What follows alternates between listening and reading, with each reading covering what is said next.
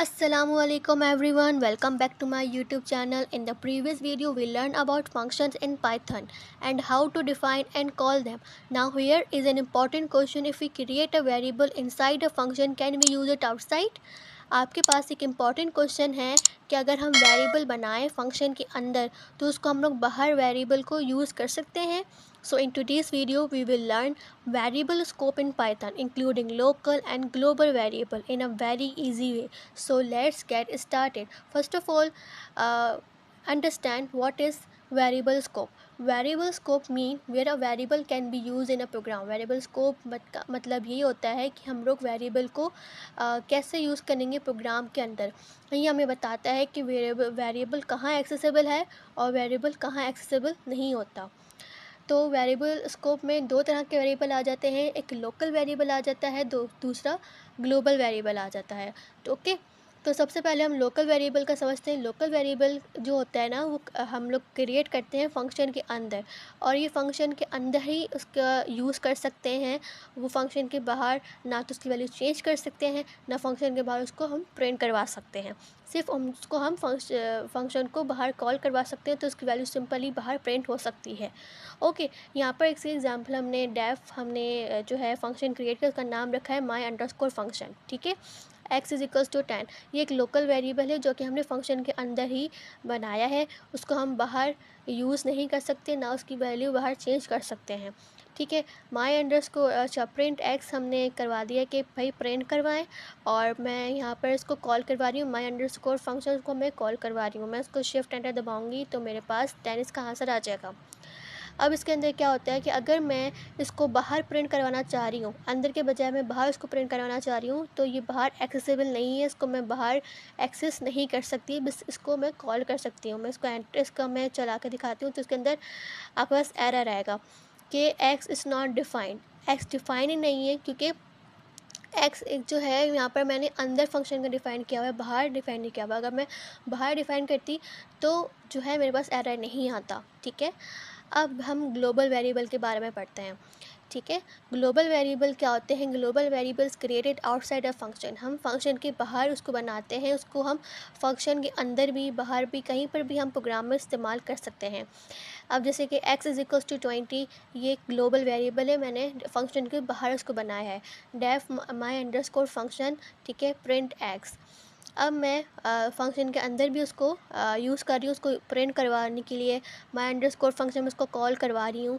तो ये मैंने फंक्शन जो है ग्लोबल वेरिएबल मैंने उसको बाहर भी यूज़ करा है और मैंने फंक्शन के अंदर भी यूज़ करा है. तो शिफ्ट एंटर दबाऊँगी तो मेरे पास जो आंसर आएगा वो 20 आएगा. अब कुछ इंपॉर्टेंट चेंजेस ये हैं कि मैं जैसे कि मैंने एक बाहर ग्लोबल वेरिएबल बना रही हूँ. To change a global variable inside a function, मैं फंक्शन के अंदर ग्लोबल वेरिएबल को चेंज कर सकती हूँ. हम ग्लोबल कीवर्ड का यूज़ करके ग्लोबल वेरिएबल को फंक्शन के अंदर चेंज कर सकते हैं. जैसे कि x equals to 5 def change underscore value, ठीक है, कॉलॉन ग्लोबल x. मैं ग्लोबल का कीवर्ड यूज़ करूँगी और मैं x लिख दूँगी, और मैं खुद से जो है फंक्शन के अंदर ही मैं उसकी वैल्यू चेंज कर दूँगी 10. तो चेंज अंडरस्कोर वैल्यू जो मैं इसको कॉल करूँगी और साथ साथ उसको प्रिंट भी करवाऊँगी. तो मेरे पास ये शिफ्ट एंटर दबाऊँगी, मेरे पास 10 वैल्यू प्रिंट आउट हो जाएगी. ठीक है, ये क्यों हो रही है? क्योंकि मैंने एक ग्लोबल वेरिएबल को चेंज करवाया है अंदर 10, वरना होना चाहिए था 5.